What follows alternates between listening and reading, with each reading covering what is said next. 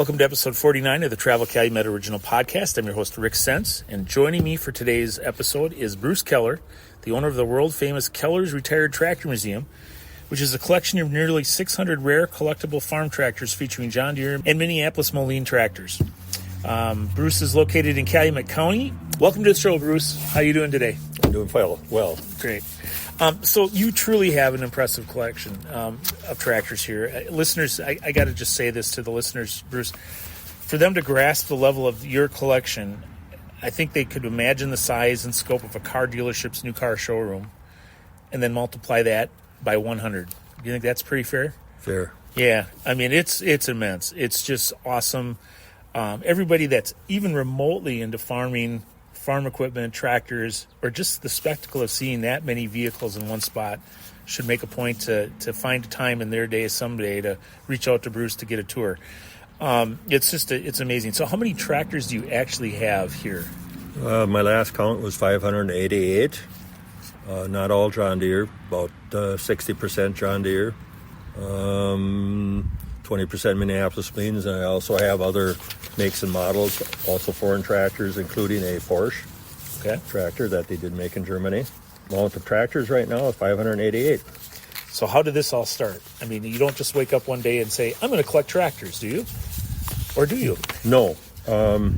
It started by being the family association of our family having a John Deere dealership in Forest Junction, Wisconsin. And we can go back to 1926 where my grandfather had a dealership. We don't know if he had it before that, but that's the established date that we found on records.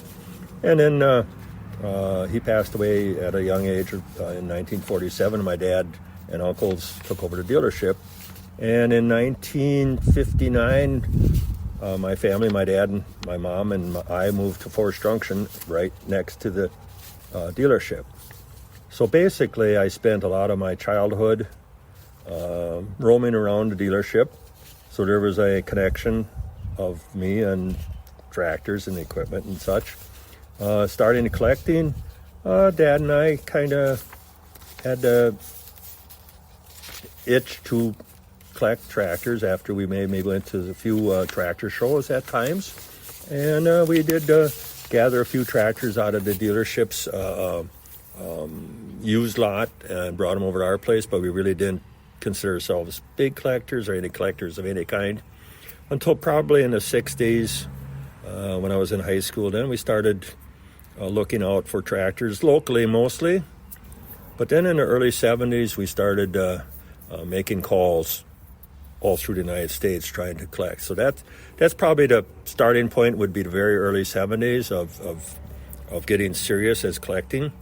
One thing about it that might be interesting is that my dad and I, that was our time to be together.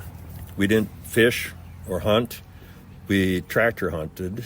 Mm-hmm. And actually, we can call it, we John Deere hunted. Okay. Deer hunted. You obviously have a lifelong affinity and love for this. And how does someone go about acquiring a tractor for this collection? Well, starting out, making calls, and once you make one call, basically, you can branch out into other calls as far as connections of this person may have a tractor, that person may have a tractor. You know, we're talking back in the 70s where we didn't have the internet and all that. So there's a lot of phone calling. But then there's also auctions at the time that we attended. But just getting connections through the United States and even over the world as far as connecting with tractors. And after, probably in the 80s, we were established as a pretty good-sized collector already. And our name was out there as far as being looking for tractors, let's say. So we were kind of, people would notify us, and if there was a tractor available or an auction of it coming up or whatever. So, and as our collection grew and our got to be more name out there, a lot of it in the end was almost coming to us instead of us going out and pursuing them. Although Dad did a lot of pursuing, went out to California. I went with him to Texas. He went out to Washington State twice. A lot of Midwest tractors, naturally, which is prominent. But a lot of our tractors went to certain areas of the country. There's a very good agricultural vegetable area in Sacramento Valley, California. There's a very many low production, rare, and unusual tractors that went to that area for certain crops. Also, Louisiana had high crop tractors, which were something that's not really available around the country at the time. And in Florida, you had the citrus and high crop tractors. So, it grew, but it was the connection was most of it. And actually, even you got to be friends with a lot of other collectors. I mean, some of my friends today are associated or collectors or whatever. So, and good friends, really. So that's how it goes. So there's 588 tractors here. So obviously, the question is, which one's your favorite? It's got to be at least one, right? Or 10 or 30 or... Well, yes. There are some that maybe are more favorite than the other. And my little joke or whatever, little story about it is if you have multiple children, you may like one or more just a little bit more than the others, but you love them all. I do have one that's probably got a little more sentimental feeling to me that it was on my bucket list from 1983 until 2019 that I got it. And it just so happened that things worked out that I finally got to acquire one. And that one would be probably, if I had to pick out one, that would probably be it. But it was very, very, very, very hard to narrow it down to even maybe under 100 tractors that I would really be tough to let go. You did a lot of this with your dad over the years. Is there one tractor in particular that really stands out that reminds you of your father? Well, there's stories. I know he had a want or a desire to get a Minneapolis Moline. It's called a UDLX. It's also called a comfort tractor. It came with a cab on it in 1938, and the tractor also had a high-speed gearbox to go down the road, and it had radio, heater, wipers, and all that. It was a very futuristic tractor, and that was something that I know was on his bucket list for a long time. But he would just keep on pursuing, and I don't know if he has a so-called or ever had a so-called favorite one, but the whole collection I think he was very proud of, and I should be very thankful that he went out and pursued them. It was really the collections. If it wasn't for him, it would not be where it is today. I mean, he put a lot of time in it. In fact, one of my other little stories is that if he would be making phone calls, and then you could start making phone calls maybe at 4 o'clock in the afternoon, go east, and he could be on the phone and until maybe 11 o'clock on the West Coast. So if I wanted to go talk to him and I had to talk to him, immediately, I'd have to drive over to his house just to see it because he'd probably be on the phone most evenings of the week just making deals or just visiting. Like I said, it's not just the collecting part of it, it's the people too that's part of it. I mean, like I said, we had a lot of good friends, still got good friends. Some of Dad's friends naturally are gone. A lot of history of tractors is gone in the last 15, 20 years, but yeah, it's a nice hobby, but it takes up a lot of space. Well, I can tell you, walking around here is just so impressive. I mean, you have it so well organized, cataloged. It's just something that's amazing how well you've done it and how well you caretake it. And I guess you mentioned pursuing. You used that word a few times already today. Can you maybe walk us through so listeners have an understanding of when you hunt a tractor, what that all entails, what's involved in that? Multiple ways that you pursue them. Naturally, there are quite a few antique tractor auctions. Now, that's an easy way to go at it.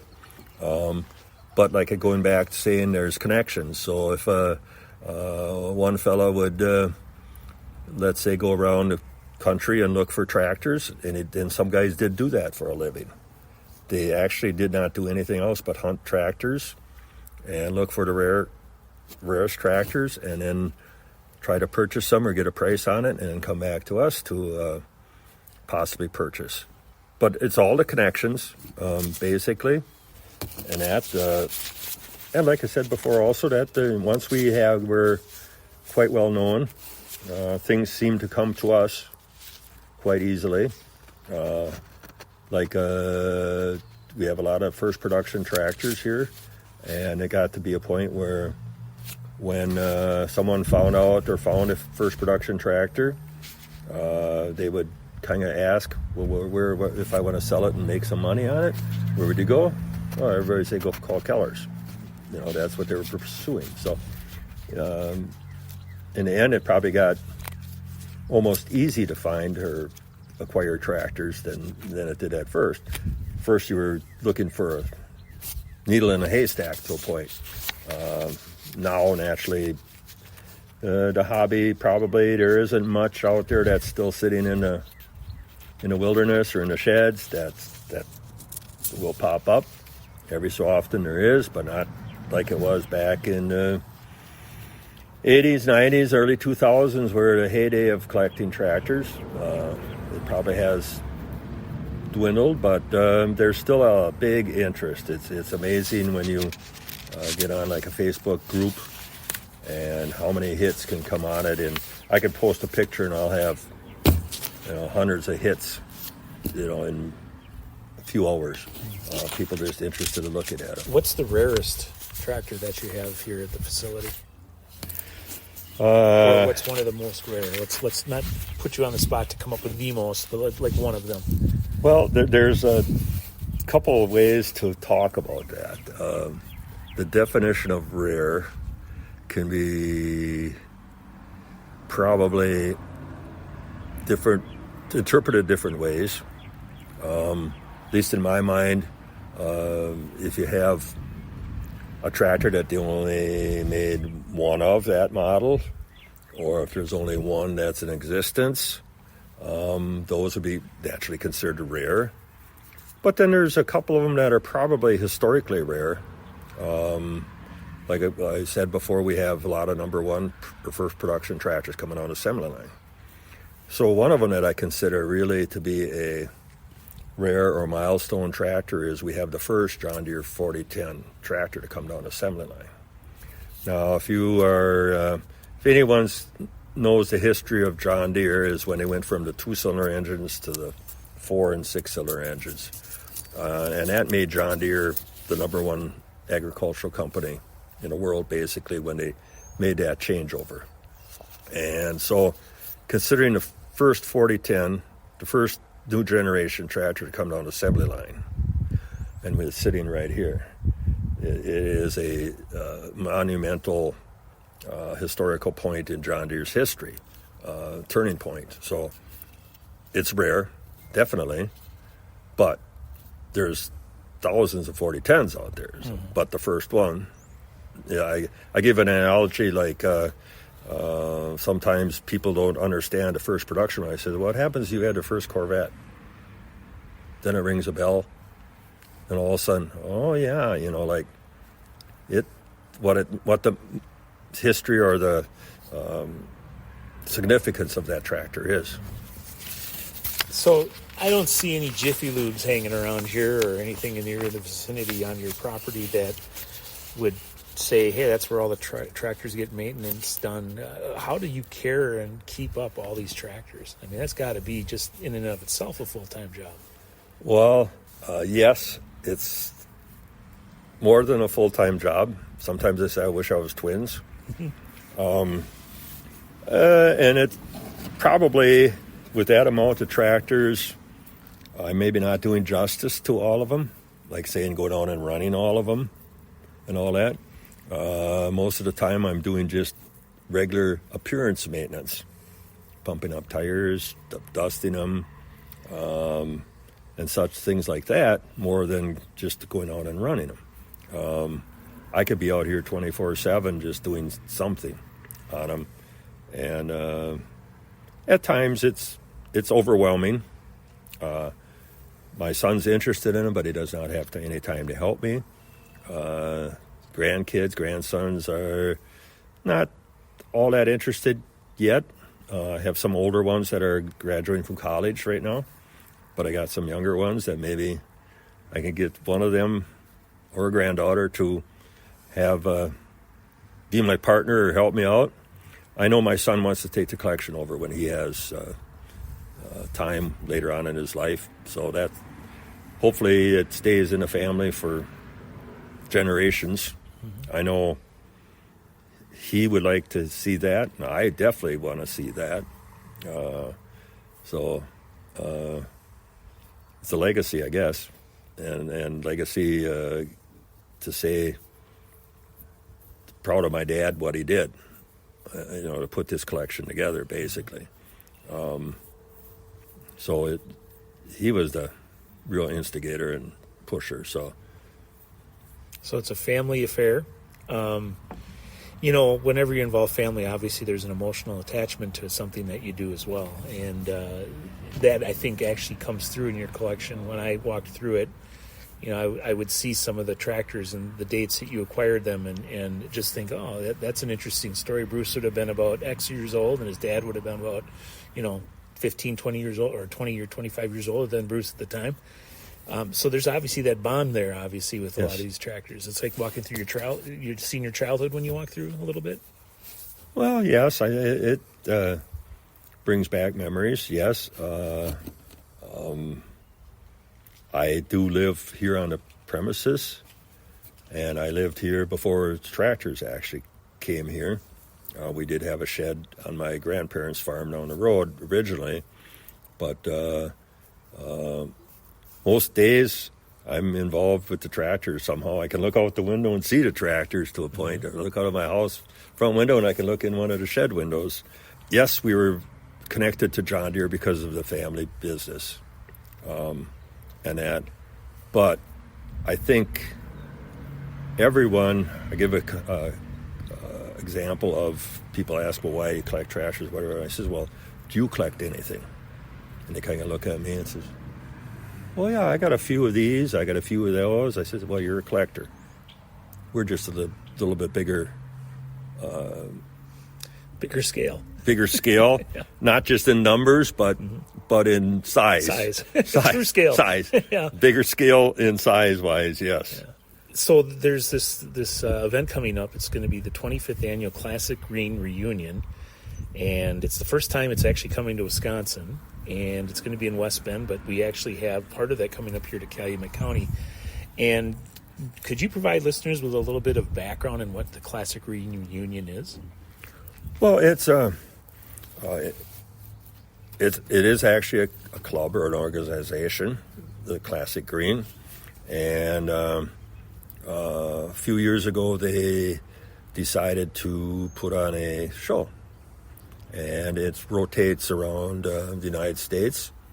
And I think in 2019, I got involved with it to a point where I said, if you can get the show close enough to my place in Wisconsin, I would be willing to open up my buildings to enhance the show and to show off my tractors, which would be hand in hand where you'd have interested John Deere collectors that maybe would be more inclined to come to the Wisconsin show because they could come up and see my tractors than somewhere else in the United States where it would be just everything on the show grounds. Classic Green, I know their model is about, or their motto is about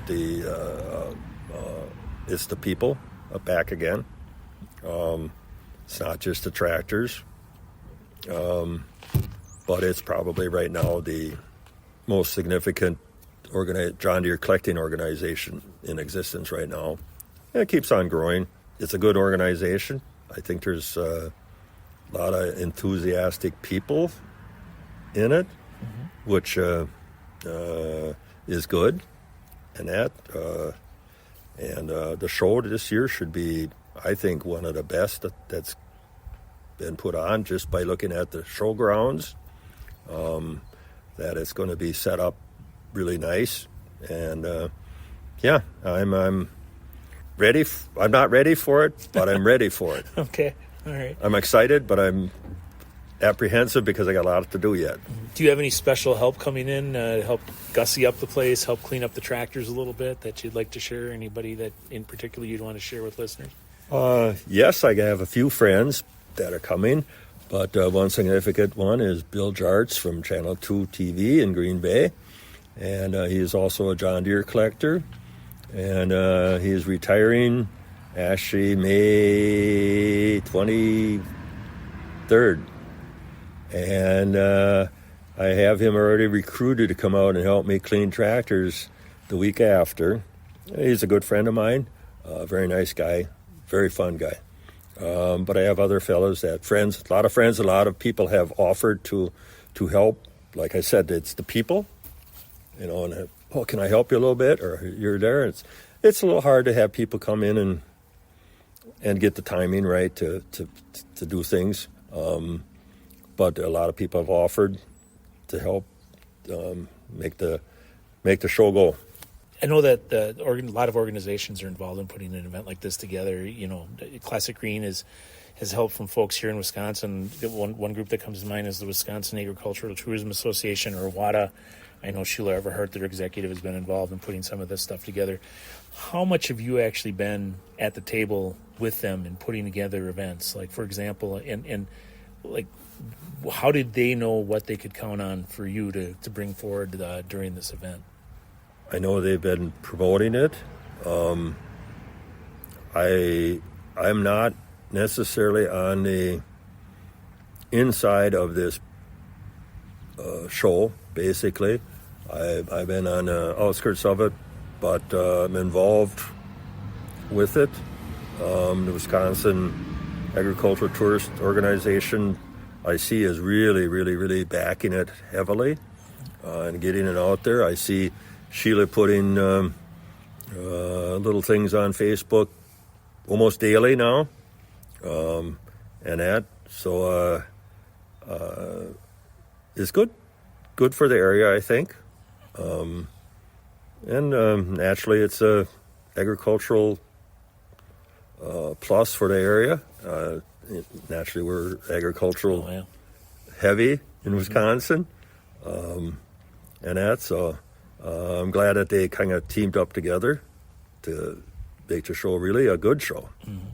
And your part of the event is going to be, there's going to be 8 motorcoach buses coming to actually tour the facility. Yes. And from my understanding, that it started with 1 and it's kind of grown. And now you're capped out. You have 8. That's going to be it as far as the number. It's sold out, in other words. So why do you think there's such interest in your collection? Well, that may be an obvious question, that this is a top-notch John Deere collection in the world. And I have given a lot of tours over the years. In fact, sometimes I've been busy enough to have a couple a week. I've had people here from 18 different countries come and look at the tractors. So there's a lot of interest to come to see my collection. And this was an opportunity, I'm sure, for people to get to see a lot of tractors at the show and see the tractors at my collection at the same time. Yes, we capped it at 8 buses right now. Basically, we had to have a cutoff point, and that's where it ended up being. But I've had inquiries from people over the phone to say, hey, we didn't make the bus. Can we come anyhow? And I said, well, you're attending the show, naturally. I said, I don't know if the show would have a real problem with that at all. As long as you're doing the show, come on up. I'm not going to stop anybody from coming. So I think with the 8 buses, we're talking 450 maybe people, but I'm expecting definitely well over 500 people coming through here them 2 days. Mm-hmm. So where can people learn more? I mean, I appreciate your openness and what you've told me today, but there's obviously always more information, or somebody has some sort of question or a specific tracker they might be looking for. Where could listeners go to find that information? Well, no, these days, I guess the internet is the answer to that question. There are a lot of, a lot of people belong to Facebook. But there are some people that are afraid of it. But there's also a way to get in where you can be a member of Facebook and get under groups. And there's groups for tractors, and there's groups for some specific tractors. I know with John Deere, there's probably 30, 40, 50 different groups. You can get specific as far as saying, hey, I have a certain John Deere model. And you can get in that group and ask your questions, and a lot of times there's answers immediately. Like how many gallons does this take, or what's the dimension on that, or where can I find these parts? That's how it goes these days, is the internet, and that. There's also a lot of books out there. There's 2 magazines, the 2-cylinder magazine and the green magazine, that offer a lot of information. There's other information books that have been printed on certain tractors or certain models that have a lot of specific answers on them. So, but it goes back to communicating on internet. Mm-hmm. And the event is happening June 12th through the 14th, the Classic Green Reunion. It's going to be at the Washington County Fairgrounds in West Bend. There will, as Bruce mentioned, part of that will be actually running 8 motorcoach buses up here to. We're actually in Brillion, aren't we? Here by the mail system, right? By the mail system, yes. But I'm in the triangle of Hilbert, Forest Junction, and Brillion. You're in Calumet County. What better way to say it, right? That's in Calumet County. Yeah. Okay. Real easy to find on County Trunk HR. East of Brillion, east of the high school, west of the high school. All right. Well, Bruce, thanks for being my guest today on the Travel Calumet Original Podcast. It's great to hear about all the historic and truly impressive. I mean, you have Smithsonian Institution caliber stuff here, and it's just an awesome collection. And listeners, thanks for tuning in to episode number 49, and please make sure you check out the other 48 episodes of the Travel Calumet Original Podcast by clicking on the microphone on the homepage of travelcalumet.com. And if you like what you heard today or in previous episodes, please help us spread the word by inviting a couple of friends to listen to the Travel Calumet Original Podcast as well. Help us spread the news of all the great things to see here in Calumet County, like the world-famous Keller's Retired Tractor Museum. Thank you for listening, and until next time.